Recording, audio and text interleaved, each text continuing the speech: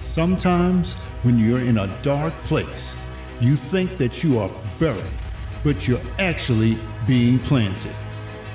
This is Mindset with your host, inspirational speaker and author, Jerome Bowser.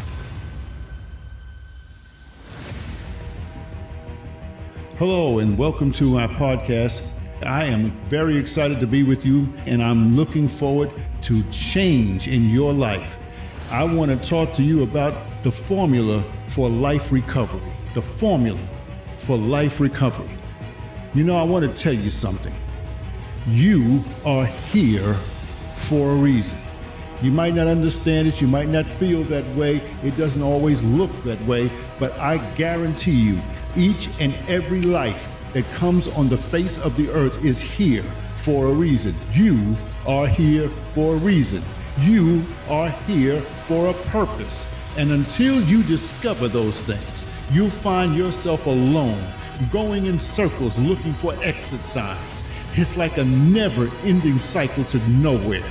And to break free from this cycle, you have to put on the brakes and begin a mission of self-reflection. Now, self-reflection is not something everybody wants to do. Self-reflection is not something everybody seeks after. You don't wake up in the morning and just decide, oh, you know what? I think I'm going to reflect on my own self. But I want to tell you something. Self-reflection is something that is absolutely necessary. If you find yourself in a cycle that just goes round and round and it seems like you can never get off of it. Do I have any witnesses out there tonight? There are times when you feel like you're just going in circles. There was a song like that a few years ago, You Got Me Going in Circles, up and down like a silly circus clown. I mean, I know I felt like that many times myself. But here we are, and I want to help you get off of that cycle. But self-reflection is the key, is one of the keys for sure. Let me say this, self-reflection can be intimidating. Some may be afraid of what they might find out about themselves, and that's a very big possibility. But the Bible tells us that God has not given us the spirit of fear, but of power, love, and a sound mind. So fear not, for within each of us lies the potential to uncover our true calling and make an impact on the world. You must make the effort to discover yourself. It's not going to happen by osmosis. It's not going to happen just because I'm speaking to you. It needs to happen because you need to see that you're at the dead end. You may feel like you're at a dead end. There is no left or right or no straight ahead. It is like either I get it together or I'm going to sink further in, or I may not make it at all. But you have to make it from the perspective of a self-discovery. Self-discovery is a journey which can be filled with uncertainty. It has requirements attached. It's going to require three things for sure. It's going to require you to have introspection. Introspection is the study of your own mental and emotional processes. You got to check out your own mind, all right? The next thing is that it's got to have exploration. Exploration is the practice of examining your thoughts, your beliefs, and your emotions. A lot of times we have beliefs that are limiting us.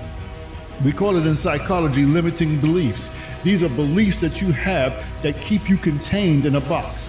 Beliefs that won't allow you to step outside of that box and see what's on the other side. You can't understand what I'm saying. There are some beliefs that you may have that I can't do this. Or maybe you heard people tell you, you can't accomplish this. Maybe you have a dream that you shared with somebody and somebody was trying to tell you, boy, you know you can't do this. Girl, stop thinking like that. Those things can't happen to you. Where are you going to get the money from? How are you going to get the resources that you need? People will tell you all kinds of things to stop you and hinder your dream.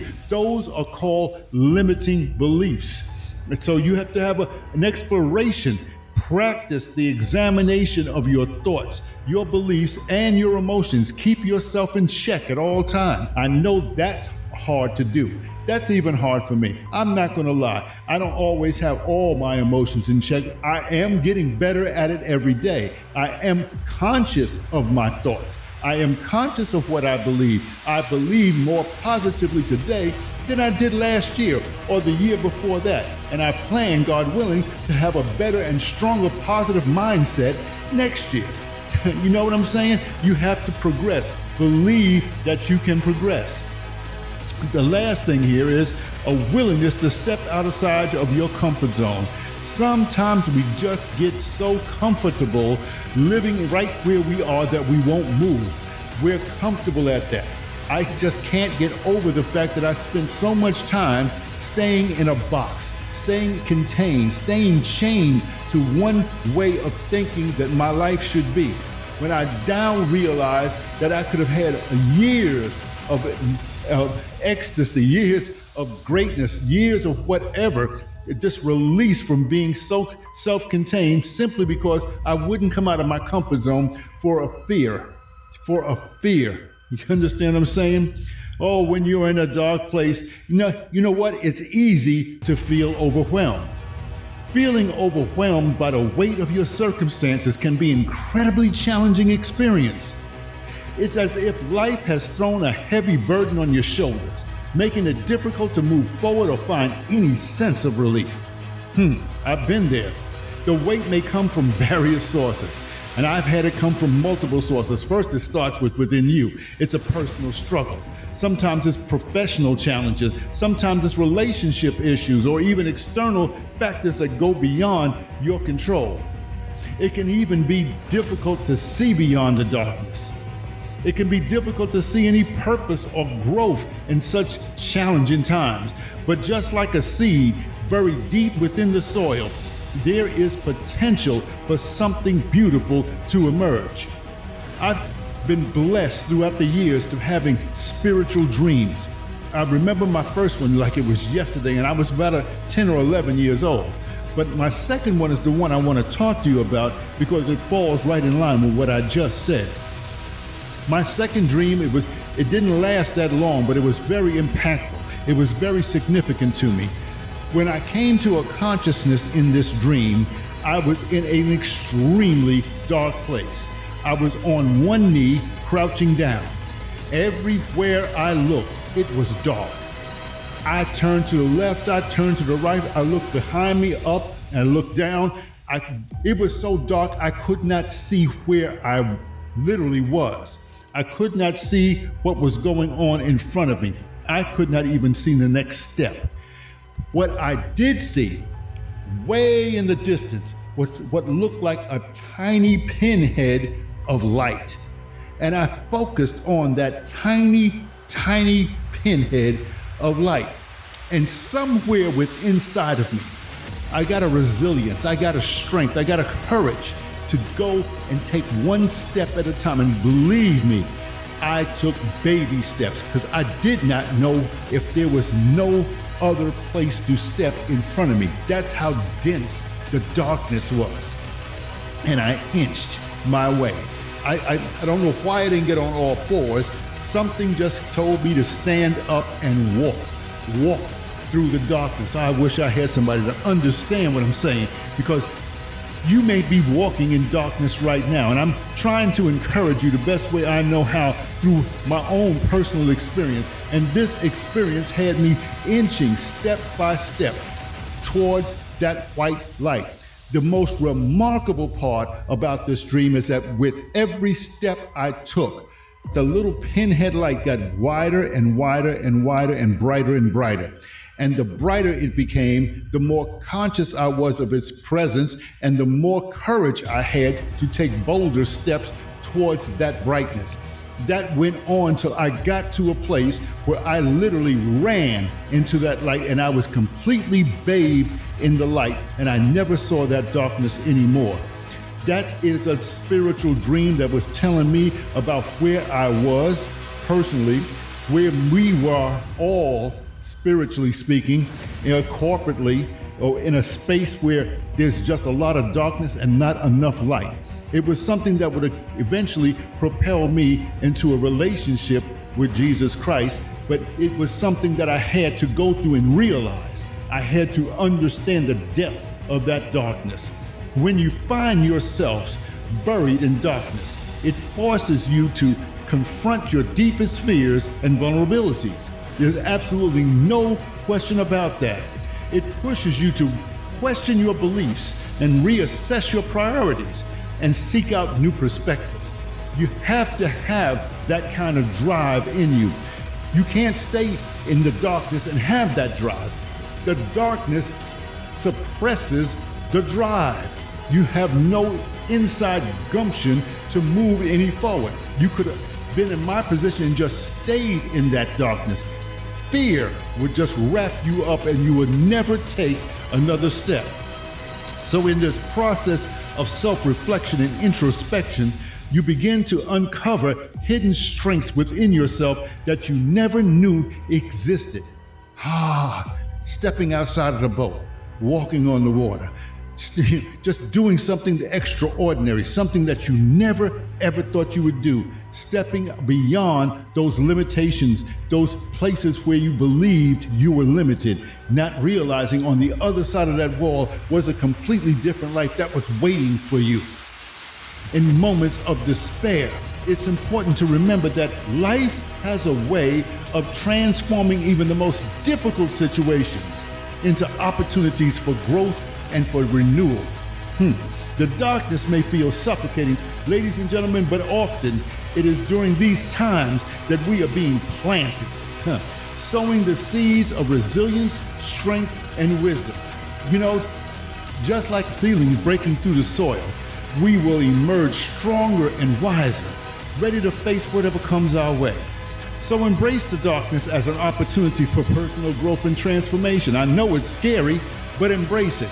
You know, the thing about embracing it is that you can squeeze it. It's trying to attack you. So put your arms around it and squeeze it till it's all gone, and you'll only end up squeezing yourself. And that thing will have to go away because why? You have no more fear of it. It's not something that's going to occupy you. It's not something that's going to steal you away. Embrace the darkness, because in that darkness is an opportunity for personal growth and transformation. And you need to know that within you lies the potential to bloom into something extraordinary. This is good. This is good to my soul. Let me say this to you. When I look at you, I see my past, because I've been where a lot of you are right now. Just take a minute and listen to my background. I was born to a teenage mother because I had to be, not because I wanted to be or needed to be. I grew up in the ghettos of New York City's Harlem. I was raised by God-fearing grandparents who loved me. I had my first sexual encounter with the babysitter. I began smoking weed at the age of 11 and eventually became both sexually and chemically addicted for 27 years. I was a high school dropout in 10th grade and eventually got my GED. I was a college dropout when I started a family that I couldn't support. I couldn't maintain a healthy or sustainable relationship. I continued on a trajectory of consistent underachieving. I became homeless 3 different times, been to jail 2 times, and life had no purpose, no point, and no direction for me. I know what it sounds like. This sounds like a person who didn't love himself. It sounds like a person who stopped trying to figure it out because he didn't know how to, and it hurt too much to try. It sounds like a person who was a total waste of human life, a completely unsuccessful failure of a life, doesn't it? But I want to tell you something, it wasn't. It wasn't. All those years I was trying to escape a failure mentality that still existed when I attempted a recovery. See, I had accepted the fact that I was a failure, that this was my life, and there was nothing I could do about it. But what I finally learned is what I want to share with you today. Now, I want you to write this down. what I'm about to share with you, I want to help you and bless you with it right now. So write this down. Number one, it doesn't matter how you start in life. It only matters how you finish. I want you to think about that. I'm not going to even comment on it. I want you to think about that, internalize that, reflect on that. When you look in the mirror, I want you to look at that and say these words to yourself. Number two, failure is not something to be feared or avoided, but rather embraced and learned from. I talk about this a lot to my students, teach these kids different things. From time to time, I try to implant something that's not written in their books, okay? And one of the things I let them know is that Thomas Edison, the man who invented the light bulb, he failed 1,000 times before he actually developed and had success making the light bulb. Michael Jordan, who a lot of the kids love, one of the greatest basketball players that ever lived, talks about how many shots he missed. Although he scored almost 30,000 points, he missed 3 times as many shots, all right? But because he learned from that experience of missing, he knew what not to do the next time. Number 3 point I want you to write down, and I want you to say this to yourself when you look at yourself in the mirror.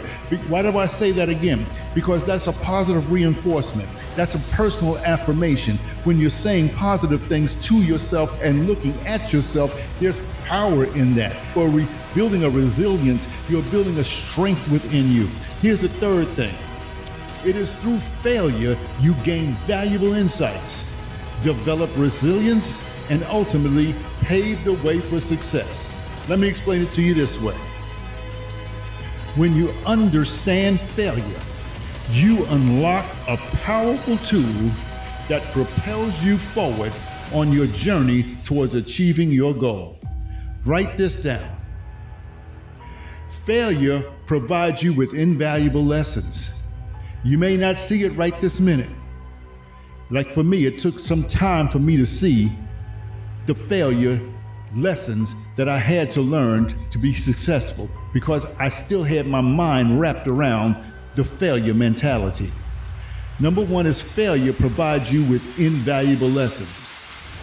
Number 2, it teaches you what doesn't work, and it allows you to refine your approach and make necessary adjustments.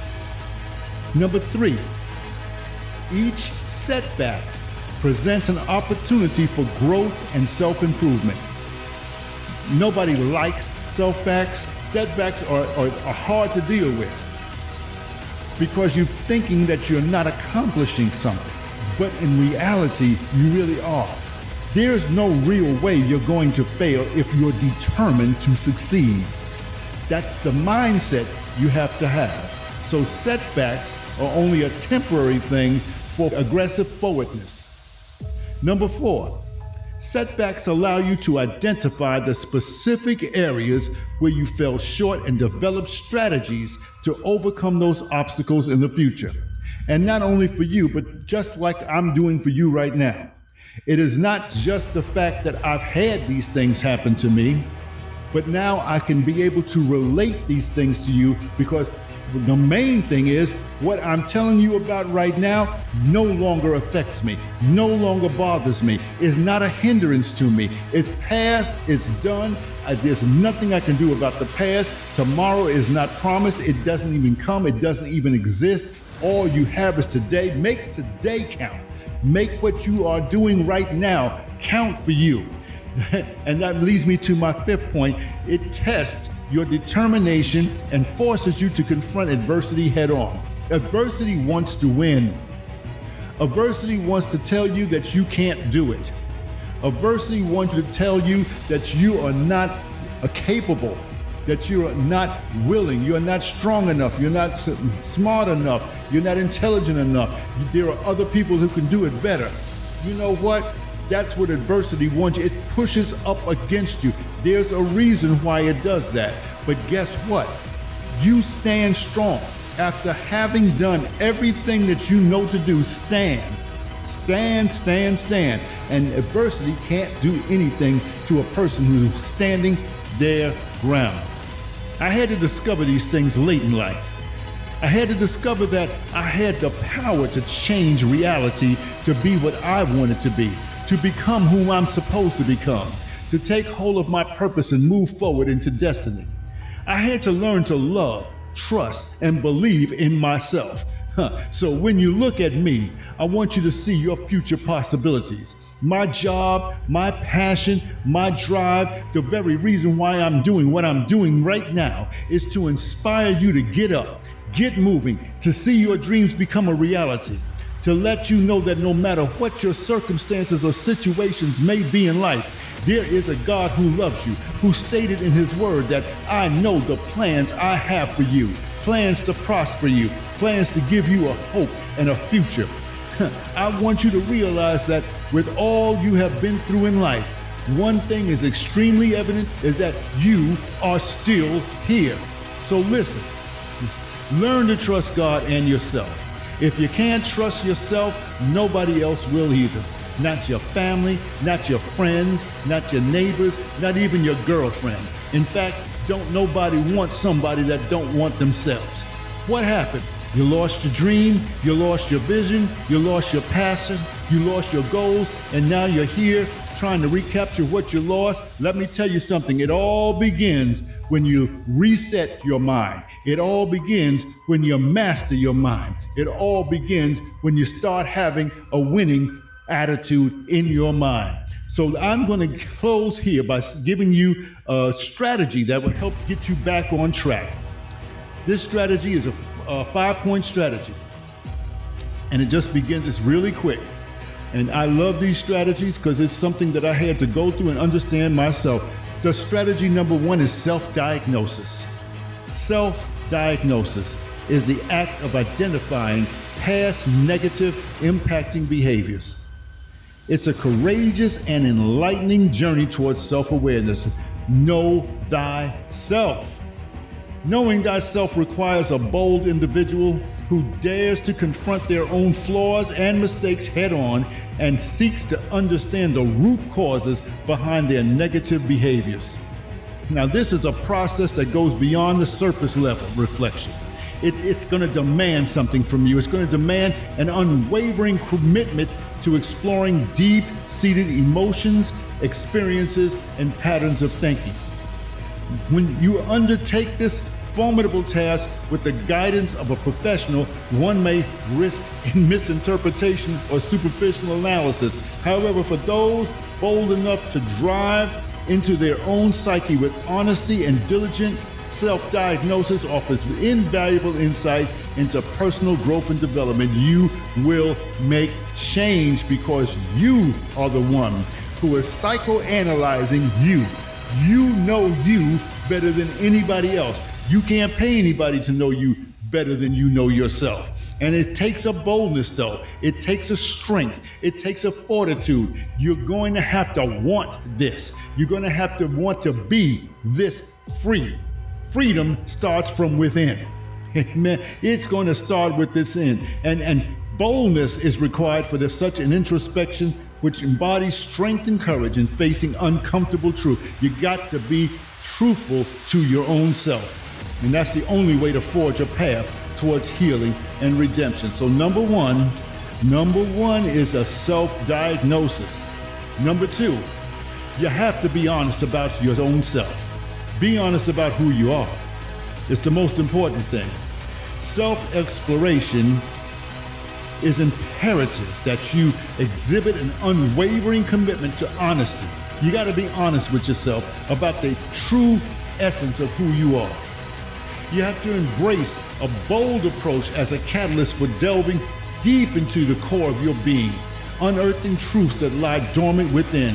Sometimes some pain or an event happened in your life that is so deep that you buried it, covered it up, didn't put a marker or a tombstone or a flower or anything on it because you simply don't want to know or remember that it happened. The first time I ever saw a situation like that ever happen was with my little brother. And something happened within the framework of our family, and we got split up. My brother went with my mom, I stayed with my dad, and that happened for a period of time. And then when everything got back together again, we was fine. But in the annals of what happened, my brother has no recollection of this whatsoever.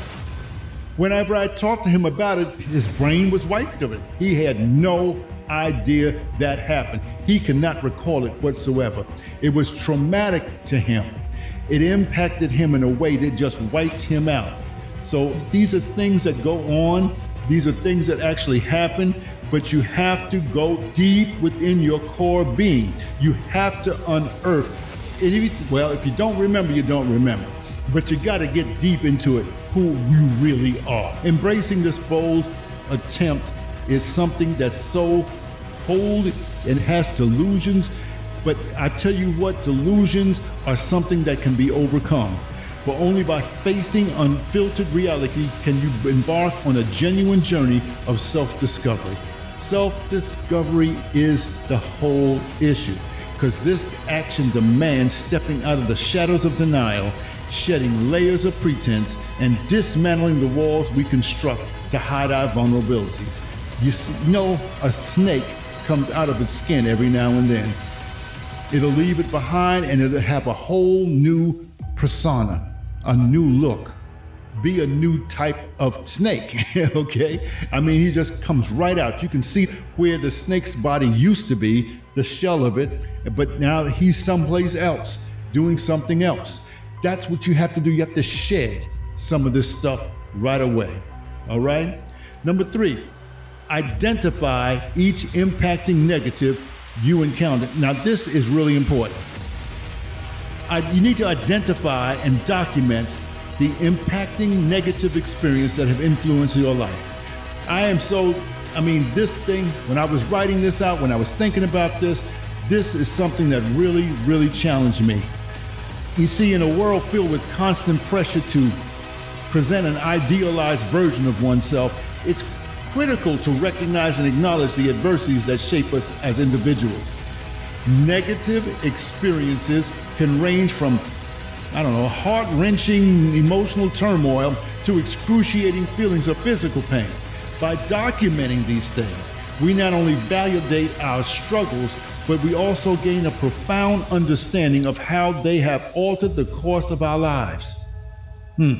It takes strength and courage to confront your past traumas head on, dissect their impact on our thoughts, actions, and overall well-being.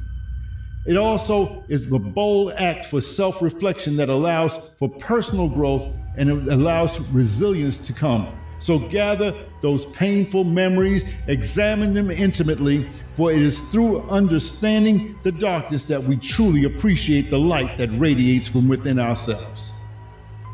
Does that make sense to you? I hope it does. It made sense to me, and I'm just trying to share these things with you to help you. Number 4, make your past negatives fuel your future positives. Flip the script on your life by reverse engineering past negatives to direct future positive life. It's time to take control and reshape your destiny through introspection, resilience, and bold decision making. And we can do that by doing a few things. Instead of being bound by the shackles of regret, use those experiences as stepping stones towards greatness. Analyze your failures with a critical eye to extract valuable lessons that will serve as a roadmap to success. Try by transforming setbacks into opportunities, finding hidden treasures within the challenges. Reroute negative emotions into motivation and determination by fueling your drive towards a brighter future. Embrace innovation and creativity and adaptability as you reconstruct your life's narrative from disappointment to triumph. And lastly, reframe past negativity into empowering stories of growth and resilience. What I'm doing right now, inspiring not only yourself, but those who are around you. So by flipping the script on your life, engineering past negatives to dictate your future positive, you will emerge stronger than ever before, ready to tackle any obstacle with unwavering confidence and audacity. And so as I come to a close, let's review the formulas to restore yourself. Number one, self-diagnosis. Do not be afraid to diagnose yourself. Number two, be honest about who you are. Embrace the beast mode level of boldness designed for your breakthrough. Beast mode. I like that. Number three, identify each impacting negative you have encountered. By identifying and documenting the impacting negative experience that you have influenced in your life. Number four, make your past negatives fuel your future positives. Reverse engineering past negatives to a direct future positive life is the way to go. And number five, lastly, embrace failure. It shows what doesn't work on your way to what does. Remember, you were designed for greatness. There is an enemy who doesn't want you to know who you are, whose you are, and what you have. Use these successful strategies and discover the real you. Well, that's what I have for you today. This is Jerome Bowser, the Mind Designer. Until next time, God bless one and all.